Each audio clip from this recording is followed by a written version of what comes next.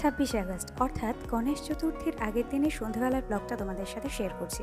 সেদিন আমি আর মা মিলে বাজারে চলে গিয়েছিলাম এবং সেখানে যেতেই গণপতি বাপ্পার জন্য মিষ্টি কিনে নিজের জন্য অ্যালোভেরা জেল কিনলাম এবং তারপরে দুটো ভুট্টা কিনে নিয়ে আবার গুণদাদার জন্য এবং ঠাকুরের কিছু জিনিসপত্র মায়ের কেনাকাটি করার ছিল সেগুলো কিনে নিল। তারপরে আমরা এখানে গনুদাদার জন্য ফুলের একটা সুন্দর দেখে মালা নিলাম, গাঁদা ফুলের। তারপর এই তো বাড়ির দিকে এগিয়ে আসছি। এখানে একটা প্যান্ডেলে ঠাকুর অলরেডি চলে এসেছিলেন, তো বাপ্পার দর্শন ভালোভাবে করে নাও তোমরা, আর সবাই বলো গণপতি বাপ্পা মোরিয়া। এরপর বাড়ির দিকে এগোতে থাকলাম, মোটামুটি এসে গিয়েছি।